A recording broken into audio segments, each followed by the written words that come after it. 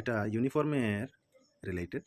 আমরা ওয়ার্ক অর্ডারটা শিক্ষা সেতুতে আবার জেনারেট করতে লাগে। তো এই ওয়ার্ক অর্ডারটা আমরা শিক্ষা সেতুতে জেনারেট করিয়া আবার কি করবো, এটারে আমরা ডাউনলোড করিয়া প্রিন্ট আউট করিয়া এটাতে এসটির সিল সিগনেচার দিয়া হেড অফ দ্য ইনস্টিটিউটের দিয়া এটা আপনার সাপ্লায়ার বা ইউনিফর্ম সাপ্লায়ার যে তারে পাঠাইতে লাগে, হোয়াটসঅ্যাপে পাঠাইন বা হার্ড কপি দিন। কারণ সাপ্লায়ারে এই জিনিসটা আবার তার ভেন্ডর শিক্ষা সেতুতে আরেকটা ভেন্ডর লগ ইন আছে, এই লগ ইনে আপলোড করতে লাগবে। ঠিক আছে? তো আপনারা আরেকটা আগের যে ওয়ার্ক অর্ডার ফরম্যাট যেটাতে ফিল আপ করিয়া হয়তো দিছেন সাপ্লায়ারদের, ওইটা আসলো পুরানা ফরম্যাট মতে। এখন রিসেন্টলি কইছে যে শিক্ষা সেতুতে আপনি এরকম ক্রিয়েট করিয়া, যেরকম আপনারা পিপিএ যেগুলা আগে করতা কানাডা ব্যাংকের, ওই সিমিলার টাইপের একটা জিনিস, জাস্ট এটা ওয়ার্ক অর্ডারটা এই ফরম্যাটে ডাউনলোড করিয়া সিস্টেম থেকে, এরপরে আপনি সিল সিগনেচার করিয়া আপনার ভেন্ডার ডে সাপ্লায়ার ডে পাঠাইতা। ঠিক আছে? সো এখানে আমরা শিক্ষা সেতু স্কুলেরটা লগ ইন করছি। লগ ইন করিয়া মেনুতে গেলা, মেনুতে গেলে একদম নিচে দেখবা ওয়ার্ক অর্ডার্স। এই ওয়ার্ক অর্ডার্সে ক্লিক করলে আপনি ওয়ার্ক অর্ডারটা খুললে উপরে দেখুন জেনারেট ওয়ার্ক অর্ডার, এই জেনারেটে ক্লিক করলা। এখানে আপনি টাইপ করবা আপনার যে ইউনিফর্ম সাপ্লাই দেয়ার ওই ভেন্ডরের জিএসটি আইডিটা। ঠিক আছে? তো আমরা পরিচিত মনে করেন একজন ভেন্ডর, তাইনের এখানে দিয়া দিলাম 18AL NPL 9570, এরপরে G1ZI। ঠিক আছে? এটা দিয়া যেই আমি এখানে সার্চ মারমু, তখন দেখুন অটোমেটিক্যালি যেমন ভেন্ডরের নাম পেহনা বা ফ্যাশন, তো তাইনেরটা আই গেল। ঠিক আছে? তো আইলে আমরা এখানে তার ভেন্ডর শিক্ষা সেতু রেজিস্টার্ড আইডিও আপনি ঠিক নিচে ভেরিফাই করতে পারেন, van_182113116। আর তার পেন নাম্বারটাও ALNPL 9570G। ঠিক আছে? এখন কথা হইল, মনে করুন এখানে আপনি ক্লাস ওয়ানে হাফ স্লিভ শার্ট কতটা দিতা, full sleeve shirt and full pants by default এখানে এন্ট্রি করা আছে। ঠিক আছে? তো এটা প্যাটার্নটা কিন্তু একটু কমপ্লিকেটেড আর একটু সোজাও।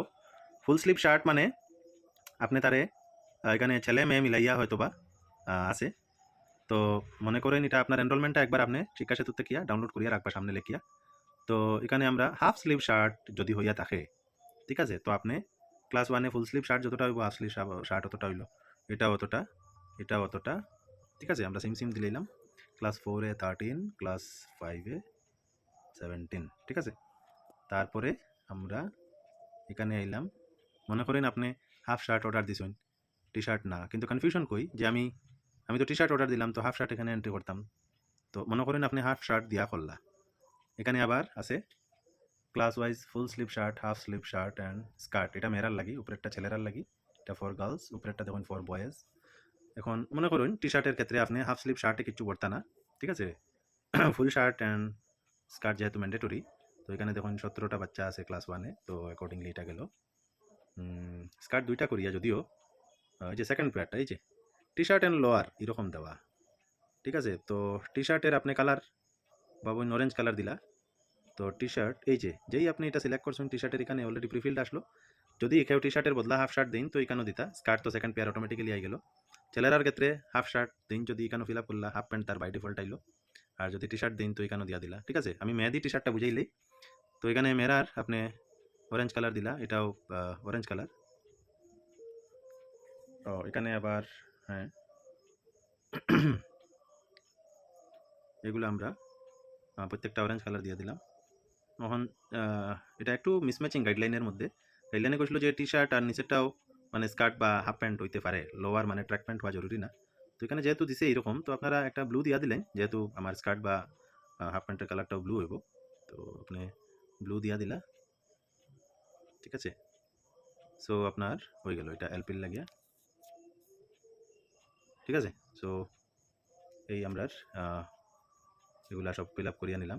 তারপরে তো এলপি স্কুলের, সো অটোমেটিক্যালি এলপি স্কুলের জিনিসটা আছে। ঠিক আছে? এমবি স্কুল হইলে কম্পোজিট 1 to 8, তো দুইটাতে আলাদা আলাদা দিয়া দিবা। দিলে এখানেও আছে ডেলিভারি ডেট, তো এটা 31 ডিসেম্বর দিয়া দিলাই বা কোটেশন ডেট একটা ডেট দিলাই বা আপনাদের কোটেশন দেওয়া হয়েছিল হয়তো অক্টোবর মাসে, তো এরকম 15 অক্টোবর এরকম কিছু দিলাই না।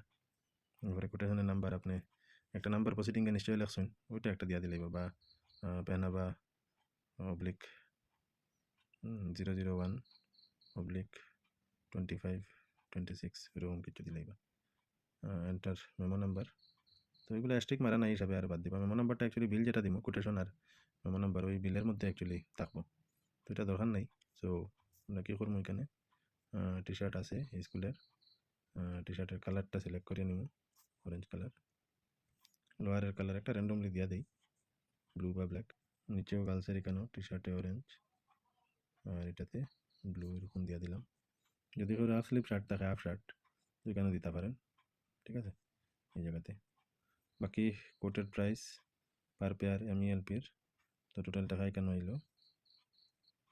এরপরে নিচে ডেট দিলাম এই যে আমার ওভারঅল ফরম্যাটটা ঠিক আছে এখান থেকে একবার আপনারা দেখে নিবা তারপরে এটাতে ডাউনলোড করবা তো ডাউনলোডে এই যে এই হাফ শার্টের জায়গাতে 00 দিতে লাগবে ফিল্ড ইজ রিকোয়ার্ড কোড তো দিয়ে দিলাম এখন আমরা ডাউনলোডে ক্লিক করিয়ে দেখি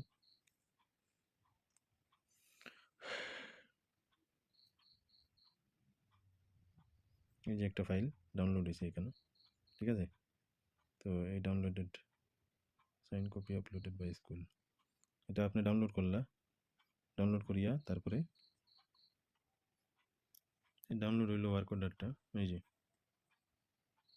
ঠিক আছে এনরোলমেন্ট হইতে এই যে নিচে একটা দেখুন school authority date memo number এর নিচে স্কুল অথরিটি আবার এই জায়গাতে আপনারা সিগনেচার করবেন একদম নিচে